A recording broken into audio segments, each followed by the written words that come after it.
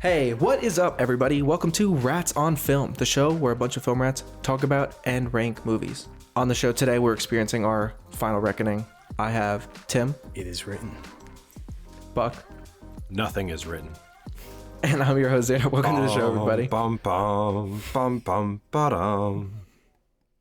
Bum, ba-dum, So today- ba-dum, ba-dum, ba-dum, ba, ba-ba-da, ba-da. You know, he opened the other one singing as well. True. That's why I had to do this again, theme. because I saw that TikTok, because now I'm on TikTok or the Instagram thing. I don't know. All right, so we're back. The rats are back. First time ever revisiting a list. Iconic franchise, 30 years long. The most Going consistent franchise ever? Question mark? Maybe. We did our rats ranking. That was after Dead Reckoning had come out. Now, earlier this month, the final reckoning has come out. We've all seen the film, and we're here to return to see where it's going to place in our existing rat rank. We've assembled the same crew who was here the first time. I'm going to recap the list for the audience, just so everybody knows, and then talk about the movie a little bit, and we'll decide where it goes on the list. Hopefully the entity doesn't take over my voice and make me say dumb things, like what I said on the last mission ranking, where I let Ghost Protocol get put below Rogue Nation. I don't know why you did it. Yeah. The entity wants us to second guess ourselves, Buck. We have to live with our choices. That's true, yeah. really, I mean, our life this is just podcast the is the sum sum of our choices. Yeah. Exactly. All right, so we have previously ranked the films. Here is the existing official, objectively in our opinion, Rats on Film list for the Mission Impossible films. Starting from the top, Mission Impossible Fallout, Mission Impossible Dead Reckoning, Mission Impossible Rogue Nation, Mission Impossible Ghost Protocol, Mission Impossible 3, Mission Impossible 2. Now, the order of those is locked in. We're going to decide where the 8th installment, the final reckoning, will fit in on this list. The previous ranking was my ranking. I'm asking you both to trust me one last time I won't. and place this movie where I want to place it, which I'm not even sure. Honestly, where it is, the only but thing that really offends me about this list is the fact that De Palma's is below 3. That's insane. De Palma's is a classic. And that is everything else I can kind of deal with. And there's a wiggle so room. I mean, Yeah, I was skimming through the old episode. You're the one that fucked up Ghost Protocol. I am the one that fucked up Mission Impossible 1. I think I could go either way on those two. I like both. yeah, I think 3 is definitely stronger. I think 1 is maybe a bit. I don't like the word overrated, but I think a lot of the appeal is being the first and a couple iconic sequences. It does have a rat in it though. That's true. Does have a rat. For the sake of the pod, yeah. But for the sake of the pod, that's like, an what's the important greatest movie ever then? Brad Bird's Ratatouille. And we put Brad Bird so goddamn low on this list. I just think all we're doing here is betraying rats left and right. Mission Impossible: The Final Reckoning, 2025. Once again, directed by Christopher McQuarrie. Okay, if I was gonna make a blanket, general, overall statement about this movie, without getting into the specifics yet, I would say that it's the best and the worst of the franchise in one movie. I'd like- second that. Yeah, I would agree with that. Yeah. I think it has extreme highs. It's got stuff that is quintessential, epic, right on the money, Mission Impossible. And it's also got a lot of stuff that I think is what you get out of Mission Impossible, but maybe done in some of the more clunky ways they could have done it. I mean, it's a lot of movie, right? Like Yeah. It's almost 3 hours long. It's trying to be a standalone. It's also trying to be like a finale, like wrap-up movie. It's obviously it's an action movie, but it's also, sort of this geopolitical thriller with the president and, this sort of impending nuclear holocaust. And yeah, I mean, there's a lot going on. There's tons of characters, but it's also mostly just about Ethan. I mean, it's definitely, is it warring with itself in a way? Yeah, I think it's so. too much. Yeah. It's like everything you just described is spot on. Yeah. It's too many things. But it's weird because, and we're high on Dead Reckoning. Yeah. Dead Reckoning is almost just as long. Sure. It's also got a lot of characters. It's also got an interesting tonal balance where, Sure. We talked about how goofy and almost cartoony it is, but it's also melodramatic in a lot of ways. And it's a part one, you know, it's setting up a lot of things. And this movie, it's almost like I don't even know at what point it stops being clunky. I think you guys are wrong. I think my hottest take on this movie is I love the first hour so much. Is it an overdose? I think that is a hot take. It is a hot take, but I watched it twice and I keep coming back to this where I'm like, I'm so invested and interested in the maximalist information storytelling that they're doing and the way they edited these sequences around and how they're jumping in time and jumping backwards and jumping to flashbacks. And I think it's so successful. Yes, it's so much exposition and a lot of repeated information, but I think it's told in such an interesting way that I can't take my eyes off of it.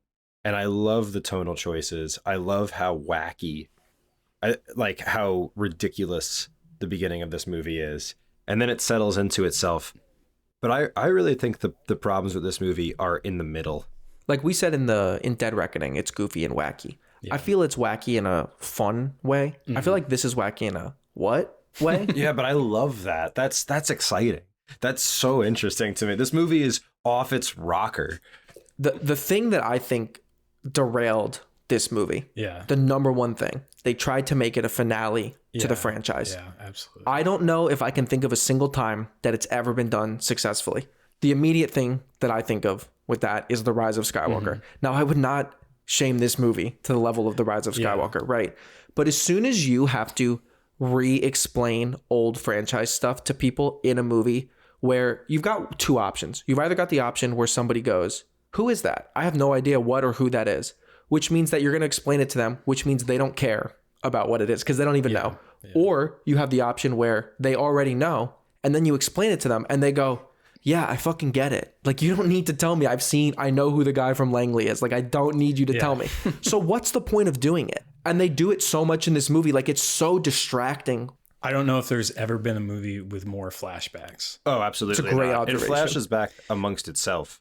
The lengths they went to explain things from other movies, which truly are not that relevant to this. They don't movie add very in much. particular. Like, I think the rabbit's foot retcon is interesting. I don't think the way that they introduce it works for that scene or then the movie as a whole. Like, I think the idea that maybe Ethan created the entity because he decided to save someone, I think that is a compelling idea that I don't think really gets played with for the rest of the movie. It just kind of gets brought up in that one scene. Good, I feel like we've talked about this a little bit and it's been negative except for Buck. I still really enjoyed this movie. I came out of this movie having a really great time. Me too. Because, like I said at the beginning, I think it's the best and the worst of the franchise of what it has to offer.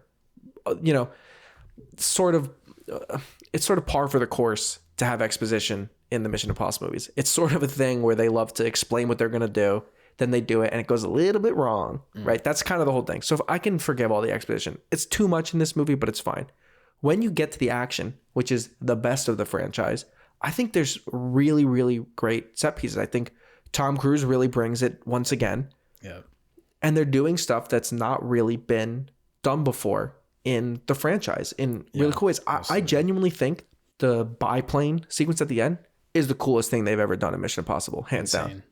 Insane stuff. I think the underwater sequence is a great Mission Impossible sequence. I think don't get me wrong, I think both are great Mission Impossible sequences.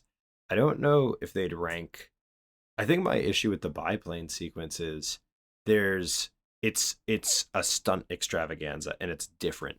And I think that's good. But I feel like there's that I feel like the best part of Mission Impossible is he's on the mission, it's going good, and then there's that one twist aspect of it. And I think the submarine succeeds in that so well. With the twist is the submarine's going to start rolling. And then once again, you have a twist on top of that when as he's coming out of the torpedo booth, his bag gets caught and he has to there's just so many things to catch him. And my issue with the biplane sequence is it kind of just goes and it just goes and it's beautiful and stunning, but I don't think you have that same tension. It's beautiful and it's amazing and the stunt work is outstanding, but I would put the train above it. I'd probably put all the stuff in Dead Reckoning above it. Interesting. I mean, I will say I actually do prefer the submarine sequence. That shit is crazy. Yeah, the submarine's amazing. Some of the visuals in the submarine sequence are unparalleled. I mean, you can't replicate that kind of stuff without practical. The same is true of the last sequence as well. The bit where he's walking into the sonar cube and he's walking on the catwalk and it's rotating and the water, it goes fully horizontal. Beautiful. The visual is incredible. I mean, you feel an insane amount of tension. There's no dialogue except for one ADR where they went, people aren't going to know what a torpedo tube is. Where I was like, okay. I think everybody I know has bumped at that moment where I'm like, my God. It's just so strange because it's not dialogue at all, which I love. I mean, like we complained a lot about the exposition of this movie and the over exposition of this movie. It's crazy that it can also have this really extended silent sequence that's playing just on Tom Cruise's face and the action. Yeah. And the environment and how that, he's struggling with the environment. Yeah. That's really like, there's nothing like that in the series before this, that submarine like the biplane, you can obviously compare that to the helicopter. I mean, they're done very differently. They're almost identical in terms of the structure, right? Yeah, it's a similar setup. But the submarine, I mean, I don't know. I guess you would maybe compare it to like the Langley I think break-in, that's the closest like thing just you can compare it to. In an abstract way. But like that almost proves just like how really unique it is. It's in a league of its own, pun intended. 20,000 leagues of its own. Nice one. The music in that sequence is my favorite in the whole film. The music when you is get the really chants as he's going down into the water and the way it just builds and builds throughout that sequence. Just like really otherworldly. Yeah. Anyways, love that. And definitely was fully on board with the movie from that point onward. Yeah, it does really move once you get there. And yeah, I mean, going back to the biplane sequence, Buck said it's incredibly stunning to watch. Yeah. It's something so beautiful. There's two big takeaways I took from it. Obviously, it's amazing. Number one takeaway is huge shout outs to Tom Cruise. The dude puts in the work. It really, like, he is very committed to giving the experience to the audience. He really does it. Something I loved in it is the guy's got no vanity. He looks like shit on the side of that plane. When the wind is rippling his skin. He's getting blasted. I don't know the science of what the forces of wind would be on you. I'm sure it's mental. He goes to zero Crazy. G. Just the sheer fact that the zero G is one of the most. I'm so glad that was really not spoiled in the trailers or the marketing. Like a lot of that sequence was, but not the zero G, and it's so amazing. It feels like you're seeing a wonder of the world. It's like that's something I have never seen before or conceived as being possible. Definitely. And I think that alone made this mission for me be like, I'm still getting a spectacle at the movies. The second takeaway I have from this, and this is a strange one, I loved the one shot when Gabriel dies that looks like shit. It looks like green screen shit. And I went, wow, Tom Cruise really did this shit. Funny, in a weird way, it shows you how real the rest of it is. I don't know if that's intentional. I took it away being like, yeah, that's a comp shot. And then I went, wow, the rest of this entire sequence didn't look like that. That's incredible. Well, what's really impressive is obviously Tom Cruise is crazy. Yeah, he's a psycho. He's doing his own stunts. He's also giving a performance. Yep. He's also flying a plane. There's no crew on the plane. So he's, essentially lighting the shot based on where he's flying the plane in terms of the relation to the sun. And from what I understand, he was also pulling focus on some shots too, like out of view in the cockpit. Yeah, I mean, people don't give enough credit to stunt people in general. We've talked about this a little bit on the pod before, but the amount of work and dedication that must go into conceiving these sequences, figuring out how to execute them, then the step further of how do we execute this safely? Yeah. Because, we could just throw them on the side of the plane, right? There's so much work that goes into that you don't see how many months and months and months they spent figuring out how to do this and doing it again and testing things and flying planes. They built new cameras for this, I think. We talk about like goofy stuff. Why is it a red and a yellow biplane? No idea. I love it. It looks visually incredible. Yeah, of course. It's a great choice, though, because you can clearly see who is who at which sequence. And I think that, like, Macquarie is so successful at being clear in action. Because then once it kicks off, it's like knocking dominoes over. all my complaints are really minor because I love all this stuff. He gets on this wildly sexual, hot submarine. Like, everybody on that submarine is fucking, because there's not that many people on there. Did you guys count how many people winked at him on that sub? It's a couple. I think Tremel Tillman does it once, and I think Katie O'Brien does it once. Yeah, definitely. How does Tom Cruise get in his underwear on that submarine? Everyone's like, oh, there's no sex in the Mission Impossible movies. How the hell does Tom Cruise immediately have that relationship with Katie O'Brien? His shirt is off the second he gets on it. Then he's in his underwear. And then he has a relationship with the guy who's trying to kill him. And then Katie O'Brien saves this guy she doesn't know. Something happened to build all of those relationships. It was just off camera. It was implied. Horniest Mission Impossible by far. No one's talking about this. A lot of winks. Yeah, that's true. There are a lot of winks in this movie. Yeah. I think we should give a shout out R.I.P. Luther. Oh my god. Legend of the franchise. Legend. Goes out like a hero. Goes out like that's one of my favorite character deaths that I feel like actually honors the character and does them justice. Unlike in some movies in this franchise where they just die in a drone shot sword fight. Yeah, I think the movie's all over the place. I walked out very happy and enjoying it. The more you think about it, I think the less you probably like it.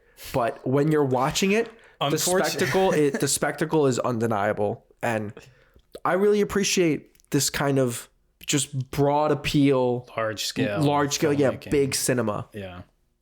I mean, it definitely is one of those movies where if you tug at any thread, it immediately falls apart. Yeah, it's coming undone. Maybe coming undone without even tugging at the thread. But I mean, soft breeze. Honestly, once again, horniest Mission Impossible. You tug it once, it falls apart. We're all saying it. I did see it a second time, and my issues were still there, but they didn't bother me. No. Like they bothered me like way less because I was just like, yeah, that's the movie, whatever. Like it's still, the fact that overall the movie is still enjoyable from front to back, even while you're like, what the fuck is this?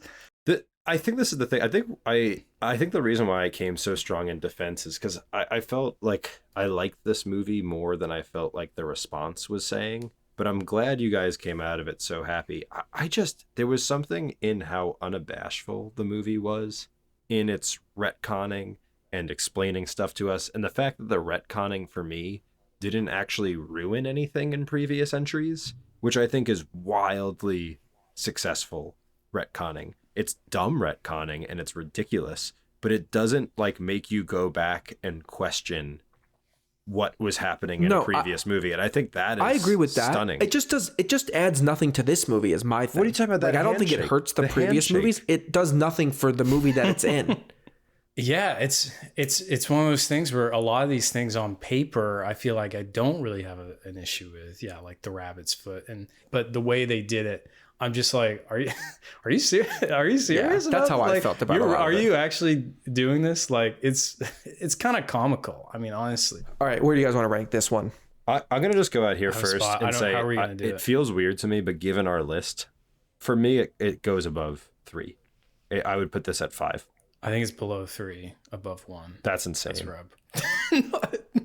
I'm one spot different from you, Buck. I also love it because Buck likes 1 more than 3. That's why I said it was insane. But I'm just having to play in this ranking. We're both putting it above 1. I know, but at least I'm putting it above 3. Yeah, I think 3 is a lot more coherent than this movie. It definitely is. Yeah. 3 is definitely. I mean, I got to be honest. If we're just talking about sheer filmmaking and storytelling, this is only better than 2. But if we're talking about an experience, I'm putting it above 3. Yeah, I think I'm with Buck. I think I would put this above 3. I think I agree with you, Tim, that 3 is definitely a more consistent, coherent movie. But I think I'm with Buck in that I would rather watch this one again than watch 3 again. I like 3. I think the villain is really good in 3. I like the action in Mission Impossible, and the action in this, it's got 2 all-timer set pieces for me. Absolutely. I mean, easily the set pieces in this movie are better. I mean, 3 barely even has any set pieces. So yeah, easily the set pieces are better. When I walked out of 3, I was like, oh, damn, that was pretty intense. Like, that was pretty good. When I walked out of this, I was like, damn, that's cool. And then you go, it was kind of dumb too, but it was pretty cool. Yeah, but you know what I mean? The cool outweighs the dumb. And I found the dumb so endearing that it's got to go above 3. See, I don't find the dumb endearing. I find the dumb pretty dumb. Yeah. I think I'm gonna stick with above 3. I think I am too. So it just looks like we got the right. McHugh, Well- the McHugh involved missions. He seems to be the golden touch. Yeah, that's true. Yeah. All See, I all don't five like. at the top. I don't like that though. That I don't know about that. Xander, don't fuck So this you up for wanna us. change Xander, it up? don't give Tim. Xander, this is what Tim wants you to do. This is what Tim, the entity, wants you Yeah. to do. If I saw another option, I would tell you. Xander, I need you to trust me. I'll put this below 2. Like, it is the question though, where it's like, do these movies exist so that you can pick apart the Yeah. plot? And I think guess that's the question. And I think no. So okay, I'm leaving it above 3. Oh, fuck. I shouldn't have said that. All right, the Rats on Film official ranking for the Mission Impossible franchise, the 8 films, maybe the end, who knows. Starting from the bottom, Mission Impossible 2, Mission Impossible 3, Mission Impossible: The Final Reckoning, Mission Impossible: Ghost Protocol, Mission Impossible: Rogue Nation, Mission Impossible: Dead Reckoning, and the reigning big cheese, still up there, Mission Impossible: Fallout. This movie is a ton of fun. Oh, it's great. Yeah, I really enjoy it. It's a mess. It's a mess, but I really movie. enjoy it. It is a fun movie. I've seen people say that, oh, it's not fun. It's too somber. There's no jokes. That's not true. It has There are most, jokes. It's a fun It movie. has some of the It's a most fun movie, ridiculous jokes. Haley Atwell watching him kill 2 people off camera for an extended period of time is almost teetering on a Naked Gun joke. Well, listen, unlike what Tom Cruise recommends in the treadmill fight, don't stay off the internet. Go online right now. Follow Rats on Film Pod on social media, where you get your podcast, Apple Podcasts, Spotify. We'll post this list. Well, we'll update this list on Letterboxd, the first updated episode. And we will continue to rank movies. Maybe if there's another Mission Impossible movie, we'll come back again. But if not, we'll probably do some other action, spy stuff on the pod at some point. Cruise. We'll get back to Cruise Yeah. at some point. Yeah, rate us 5 stars. Tell a friend about the show. We're a bunch of little rats, talk about and rank movies. And we'll be back in 2 weeks to talk about some more. Dun dun dun dun dun dun dun dun dun. Da-da.